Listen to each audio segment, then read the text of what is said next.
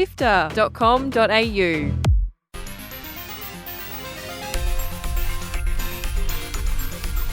G'day and welcome to Drop Rate by SIFTER. Drop Rate is SIFTER's review podcast packed with thoughts and feelings about the newest video games, giving you insights from some of the best people in games media. I'm Chris Button, and today we're visiting the Dark Place in Alan Wake 2, alongside James O'Connor and Fergus Halliday. Before we get into the discussion, here are the top stories featured on Walkthrough, SIFTER's weekly news podcast. Hi, I'm Kyle Paletto. And I'm Fiona Bartholomeus. And here are the top stories this week on Walkthrough, SIFTER's weekly news podcast for Sunday, 12th of November. Sony Pictures and Nintendo team up for a live-action film adaptation of The Legend of Zelda. Valve announces the spec-bumped new Steam Deck OLED, tweaking and improving everything. Australian indie CRPG Broken Roads is delayed to 2024, a week before it was due to launch. And the Overwatch League is officially done, with Blizzard and teams announcing the end. You can get every episode of Walkthrough for free on Apple Podcasts, Spotify, YouTube, or on our website sifter.com.au every Sunday.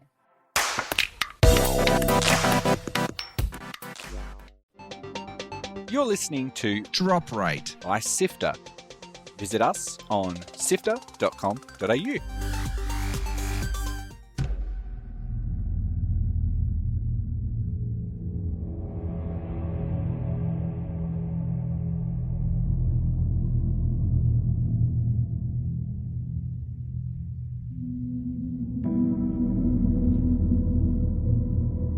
Now, Fergus, Alan Wake 2, it's much more than just a sequel to a video game from over a decade ago. How would you explain all of these threads that come together and make Alan Wake 2? What's the concept here? Oh, where to begin? Well, so, like you said, the simplest version is it's in the name, Alan Wake 2. It continues the story of Alan Wake 1. But if you dig a little bit below that sort of surface layer, it's a weird mishmash of meta stuff that Remedy's kind of not been building towards, I think, deliberately for the last 20 years, but they're in a weird position where they're probably the only developer who could do something this bizarre and kind of get away with it. So obviously you're continuing the story of Alan Wake in Alan Wake 2, but also it's now weaving in threads and characters and stuff from Control, which released a few years ago. They've confirmed these two series are in the same universe, so there's crossover there. And then on top of that, they also are weaving in a little bit of Max Payne on the side in a weird sort of roundabout way. Remedy developed Max Payne 1 and Max Payne 2 way back in the day, but they don't actually own the rights to the character. So the way they're kind of getting around that is that Alan Wake's novels are about a hard-boiled pulp detective called Alex Casey, who is in the live-action segments of Alan Wake 2 played by Sam Lake, who was the original face model for Max Payne way back in the day. So they've kind of got him and the voice actor for Max Payne reprising their roles as a sort of Max Payne stand-in.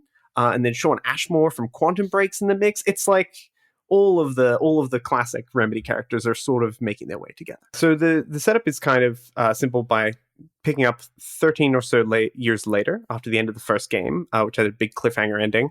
And you're initially playing as a FBI detective, Saga Anderson, who's arriving in the small, sleepy town of Bright Falls, where Alan Wake originally disappeared and the events of the first game took place after a FBI agent who is missing, presumed dead, sort of turns up crawling out of the lake in the first level of the game. And then as you're a detective, you're kind of interviewing witnesses, gathering evidence, and sort of constructing a metaphorical web of clues to sort of help you solve the mystery. And then you go from there.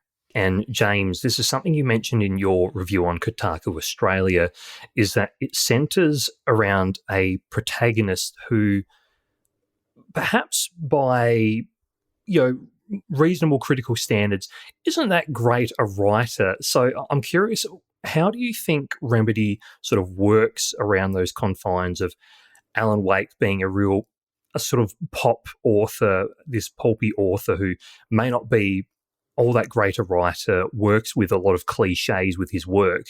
How do you think the game actually uses that to inform its plot and the way that it works? Sure thing. Alan Wake writer stands come at me. But I think There was a critique I remember reading of the very first Alan Wake. One of the most devastating things I've ever seen anyone say about a game, where I remember the thing somebody said was Alan Wake was written by people who have read every Stephen King book except for On Writing, which is his book about how to write effectively, which I thought was an incredible burn, even though I really liked the first Alan Wake. Ironically, Sam Lake recently appeared on the podcast, The Kingcast, to talk about On Writing, which I thought was a funny sort of full circle moment. But what I really like is that Alan Wake is sort of called out as a bad writer within the body of Alan Wake 2 fairly early on. But the character who does this is Alex Casey, who is the character played by Sam Lake, which means that he's a character who is sort of based on a character Alan has written, played by the person who actually wrote Alan. He's calling Alan a bad writer. It's just layers on layers, sort of this sort of Ouroboros effect. And I think as you go on through the story, without spoiling anything, so much of this game is about the process of writing a story like Alan Wake 2. And the writer just tying themselves in knots, thinking that they need to get this absolutely right, but they also need to stick to very specific genre conventions. And if they stray from that, their story is not going to have the effect it is meant to have. It's not going to, I guess in the larger metaphors, please the fans, but in the specifics of his story, it's really about trying to escape from this dark place. I really think they have played with Alan's pulpiness and maybe any inferiority complex he might have about his own writing in a really interesting way, and I feel like it really informs the sort of sci-fi horror madness that is happening all over the game, because most of the actual reference points in Alan Wake 2, I think, is less Stephen King. It's more David Lynch, who was definitely an influence on the first one, but I feel like the influence is a lot stronger here, and probably a lot of European cinema that I'm not that familiar with. As we go through, there's a lot of things that feel very specific. I think the best description I ever heard of like Alan's writing is he's a really good airport author. And like, I think that the Remedy definitely they've taken it a little bit less seriously in the sequel. And I think that it's a lot clearer what they're trying to do with that archetype. James, people who know you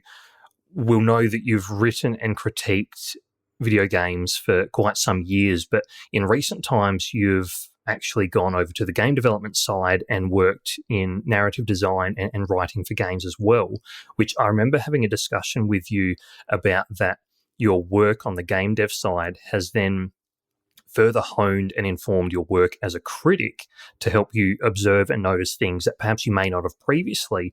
So I'd really like to get, while we're talking about meta-narratives and meta-analyses, to go even more meta and ask, from your experience on the other side, that of game development, what have you noticed, or what did you notice while reviewing Alan Wake 2 that perhaps you may not have previously? It's a very interesting question. I feel like with a game like this, with this scope and the ambition that I see in the game, I find myself desperately wanting to know what tools they use, how they actually did this.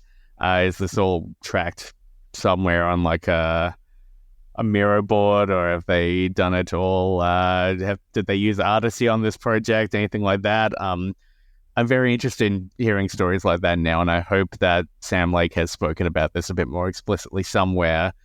But I guess a thing that I really took away from this is just the strength of the authorial voice.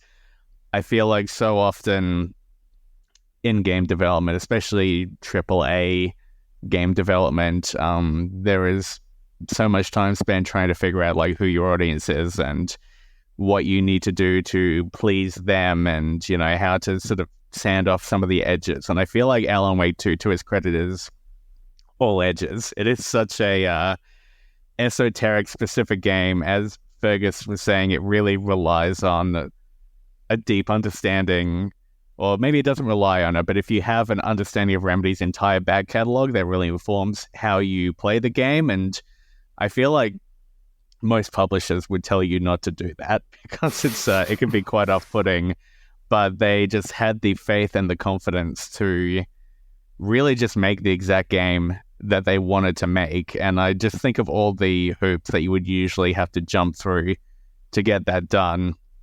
And to do it at this scale and frankly with the budget that they had, which is astronomical for a game like this, I just find myself wondering how they got this done. And I kept thinking, you usually don't get to do this. And I think it's very cool. The thing I just want to jump in on there is the budget. Like, it's crazy to think about doing something this weird and experimental and like requiring of such an investment in like context from players and somehow getting the money for that. Crazy in like today's modern sort of game development ecosystem.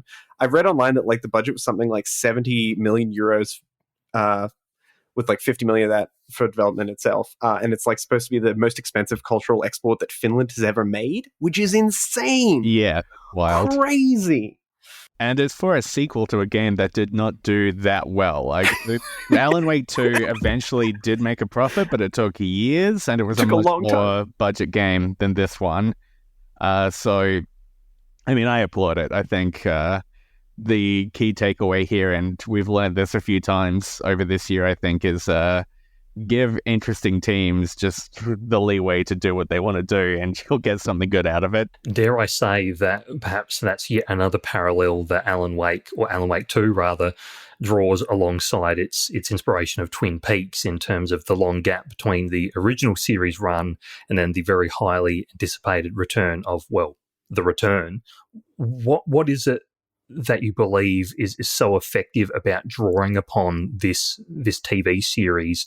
There's lots of stuff, right? I mean, there's like, to begin with, there's the surface level stuff like the imagery and the tone, the sort of Pacific Northwest setting and that interest in like small town Americana, and then digging underneath the surface a little bit and finding kind of the darkness underneath, and that sort of weaving of the supernatural alongside sort of everyday life stuff. There's a section of the game that's quite memorable where you go to a coffee themed like theme park, and it's this very like mundane thing, but it's given such a menace by like the supernatural tropes and trappings of the story.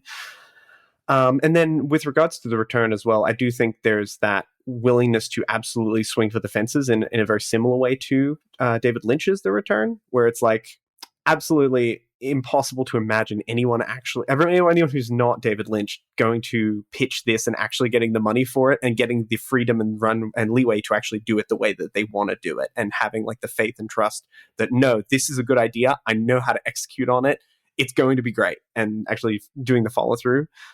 So in that, it reminds me a lot of it. Yeah. How about you, James? I think it has the confidence to not provide super clear answers to everything, which is a common trap you can fall into in a game like this that is very abstract and based largely in metaphor, is to like try to over-explain things. And I really appreciated that this game didn't do it. I think a lot of the sort of iconography is obviously very recognizable, but whereas the first Alan Wake, I think, resembled Twin Peaks largely aesthetically, this one, it's far more in terms of the tone and the structure of the game's storytelling. I think is a lot closer to what Lynch and his team did with the most recent season. I think there's a lot of overlapping themes that I wouldn't dig into too much because they would be spoilers, but the parallels, I would say, are numerous, but they're not as explicit as they were in the first game. It's not so much, oh, this is an analog for this. It's more, I can see that these are operating off of the same DNA. So that then leads into sort of the mixed media storytelling approach of Alan Wake 2. And I know, Fergus, that's something that you touched on a fair bit with your review of the game. There's a lot of things going on here in terms of the conventional gameplay loop that acts as a lot of the survival horror type of gameplay that we perhaps may have seen. To tap on a personal reference, playing the Resident Evil 4 remake earlier in the year, there are some similarities in terms of that overall gameplay loop. But then there's the live action elements where some of the cutscenes or some of the overlays that occur during the game are from actual filmed footage of the actors playing their roles, etc. And then, of course, there's a lot of the musical influence as well throughout the game as well in various ways, both diegetic and non-diegetic, which is, without going to spoilers, is done delightfully well. But what was it about the mixed media approach to storytelling that worked for you, Fergus? It reminded me a lot of like going and seeing like a movie where someone's willing to use every tool in the toolbox, not just sort of really traditional shots and stuff, but using like weird camera angles or weird lenses or weird effects. And it's one of those things where it's really refreshing to see a game try and engage you in these different medium ways. And you're getting like a little bit of story through the text, you're getting a little bit through the dialogue, you're getting a little bit through the cutscenes, you're getting a little bit through the interstitial sort of live action-y elements that occur. And it also is, again, as a longtime Remedy person, it's really rewarding to watch them and see how they got to this point, stretching back through all their games. Like, they first started doing the monologue stuff with Max Payne and Alan Wake, but then they started doing live action with Quantum Break, and then more live action with Control, and then there's sort of, you can see the curve and evolution of that stuff as they're each time getting better and better and more ambitious. And they have definitely never made anything this ambitious before. Funnily enough, a thing it really reminded me of was the games of Sam Barlow, the sort of FMV trilogy that he has done, Her Storytelling Lies and Immortality, especially Immortality. Just that sort of very innovative use of real footage, which I guess goes back a long time in games, but it feels like with the level of fidelity you were able to get out of this footage now, but also the level of seriousness you were able to get out of performances and your actors, there's now this sort of this real sense of legitimacy, I suppose, to that sort of, it used to be like you would get live action in your game as sort of like a bit of a showcase for the cutscenes, but now like the way it's being integrated into gameplay and into storytelling and being cross-cut with this the in-game footage, I just think is really interesting. And I'm really keen, now that I've played a handful of really amazing games that are making use of real filmed footage, to sort of see what the future holds for this sort of thing. If anyone has played Alan Wake and Immortality and gone away and just started to craft their own fantastic thing that they're currently filming. One question I've seen posed by a few people since Alan Wake 2's release is in terms of how far it leans into the horror, because the first Alan Wake had horror elements, but certainly felt more of an action game, whereas this one does lean much further into the survival horror, and through a lot of these different techniques and the use of media throughout, it does a lot of things to unsettle and unnerve at every point.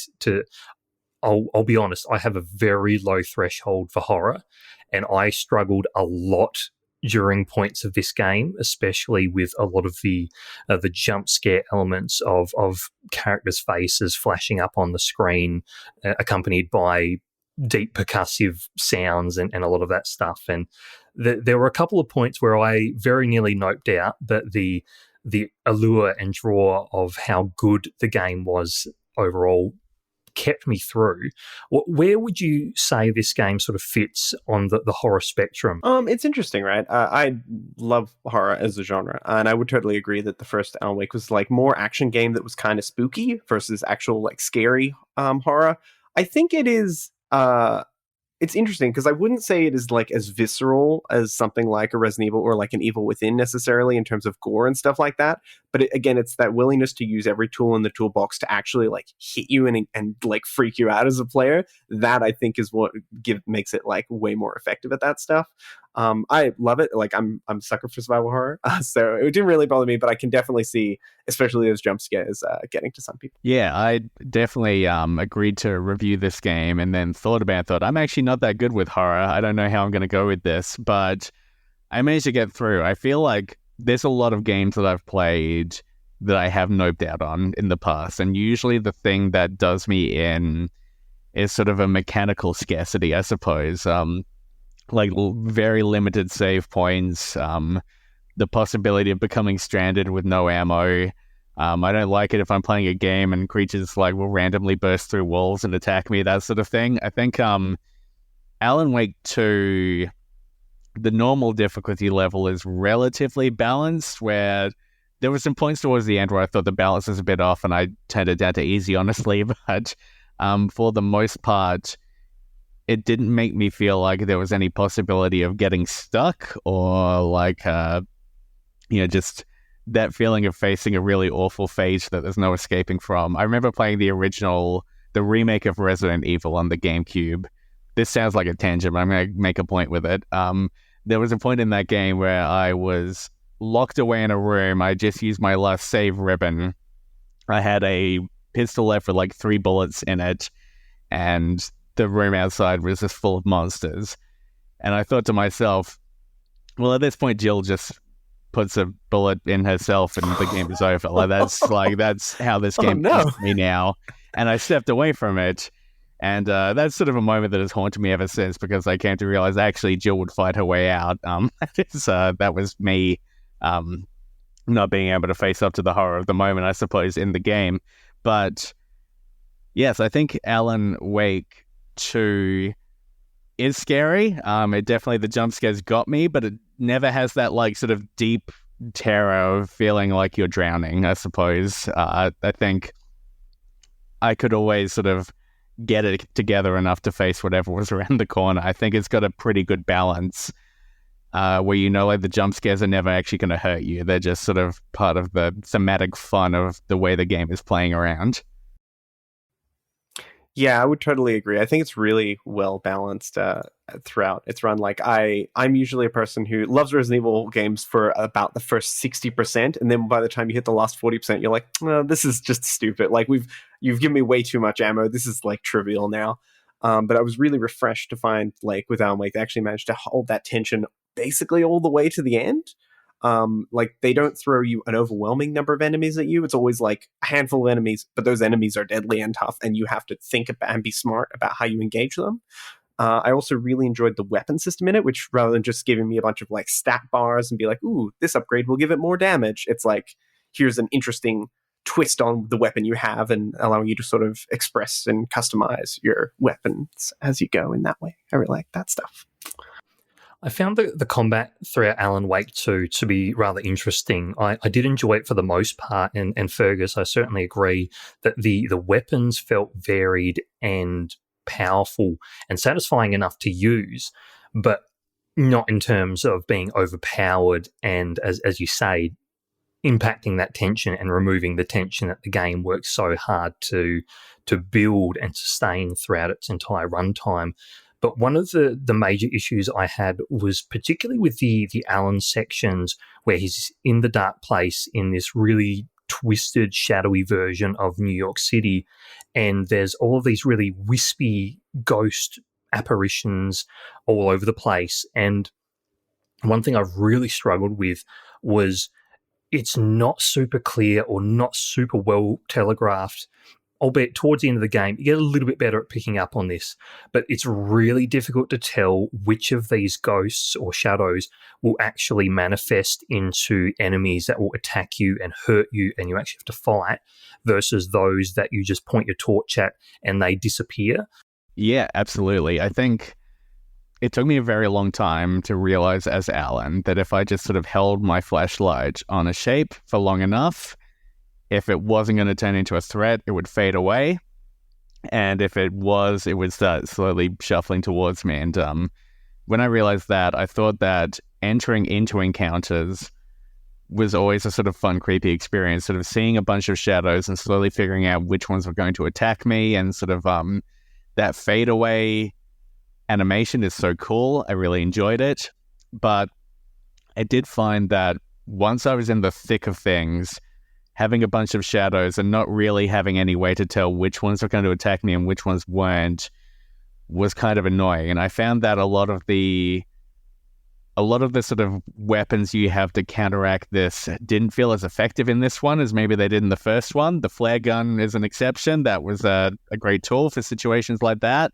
So there were a few specific fights in the game where I felt the balance was off, and I felt like there wasn't a reasonable way through them. And a few times towards the end, I did turn the difficulty down just for a fight or two because I needed to get the game done and I need to review it.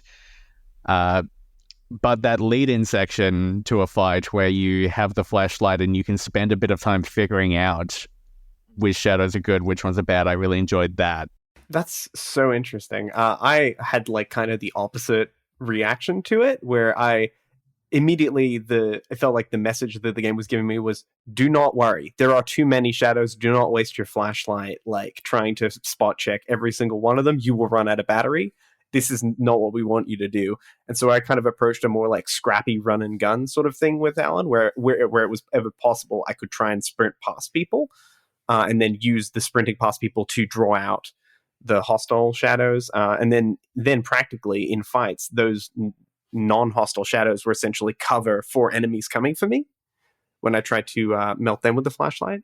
So I found I just had a very different experience with it. I think that's a similar approach to what I took later in the game, once I sort of picked up on some of the tells a little bit better, and when I was trying to power through some of the sections that perhaps I wasn't dealing with as well from perhaps a scare/horror level. So my coping mechanism was to sprint through and try and just rough and tumble my way through at any possible moment. But yeah, it's interesting.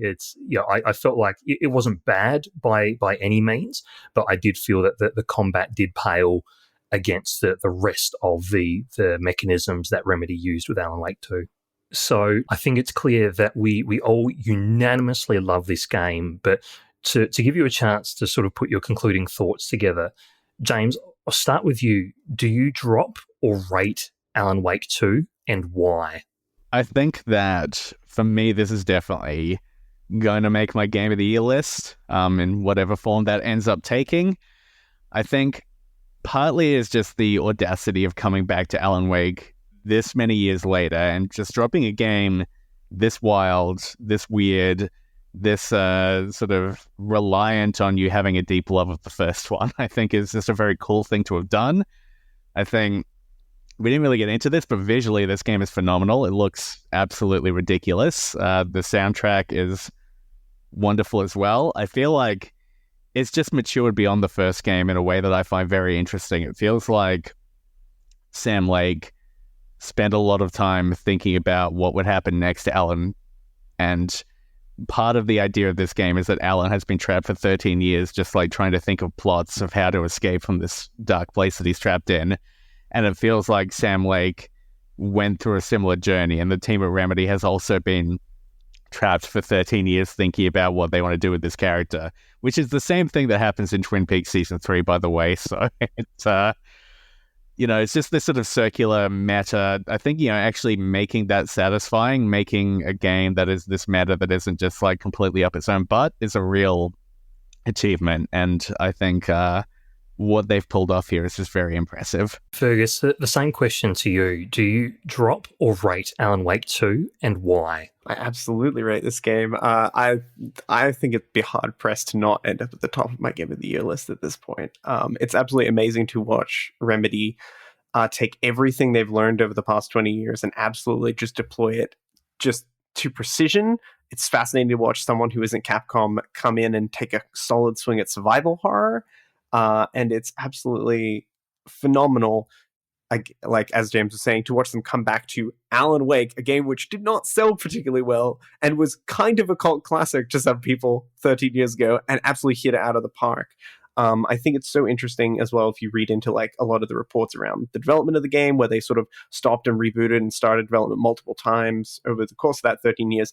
And it's so interesting to think about the maturity in a lot of the design decisions in this game, and think about like you probably couldn't have made it to this level of quality if you had just gone and made the sequel 2 years after the first game. Like, and a lot that extra time in the oven was well worth it. So that's Alan Wake 2 from Remedy Entertainment, an incredibly special follow-up that is an absolute metatextual analysis and narrative that follows and charts Remedy's history up to this point, and absolutely throws a kitchen sink at it with everything they've learned up to this point.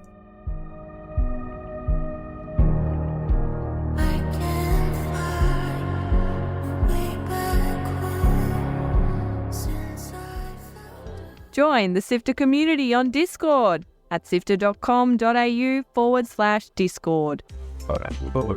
This has been Drop Rate by SIFTER, a video game review podcast. Thanks to Brian Fairbanks from Salty Dog Sounds for composing the theme music. And SIFTER is produced by me, Chris Button, Fiona Bartholomaeus, Daniel Ang, and Adam Christou. Mitch Lowe is senior producer, and Gianni Di Giovanni is our executive producer. James, if people want to follow you and read more of your work, where can they do so? I am, against my better judgment, still on Twitter at Jickle, Jickle. I'm also on Blue Sky, which is, if you need an invite code, hit me up and I'll give you one for that. Let's see, I've got a game probably coming out next year, but it's NDA'd, so I can't talk about it. I also have a book coming out, but I also can't talk about that. Just remember my name, and when you see the things I've worked on, think, it's that guy. What about you, Fergus? I am absolutely just reeling from the news that it's pronounced Jickle. I've spent the last 13 years pronouncing it Jickle. Everyone has, don't worry about it. This is terrifying to learn. You can find my work at reviews.org/au. I write about tech, games, streaming, all sorts of stuff. I also pop up from time to time in other places like Kotaku and Games Hub. And then you can follow me on Threads, because I'm not on X anymore, at CVampedOz, which is CVAMPEDOZ. Wonderful. And that's all for this week. You can check out what SIFTER is up to on socials. We're also all over the shop at SIFTER HQ on whatever social media platforms are still existing by the time this goes out. And if you enjoyed this episode of Drop Rate, please consider leaving a review on Apple Podcasts and sharing the episode on social media. And you can also head to sifter.com.au for written coverage too. Thanks for joining us. See you next time.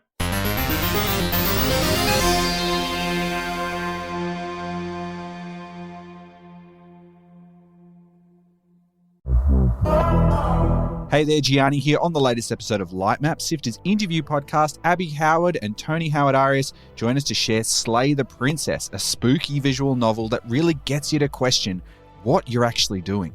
You wake up on a path in the woods, and a mysterious voice in your head tells you that if you do not go to a cabin and slay a princess, she is going to end the world. And what you do with that information from there is entirely up to you. You poor thing. Your hands are shaking. Are you scared of me? Because you should be. So one of our challenges has been consistently writing scenarios where there are extremely difficult outcomes, but then there is nothing that can lead to premature player death. So you make a decision, you live with the consequences, you move on. You can get every episode of Lightmap for free on Apple Podcasts, Spotify, YouTube, on sifter.com.au, or wherever you like to listen.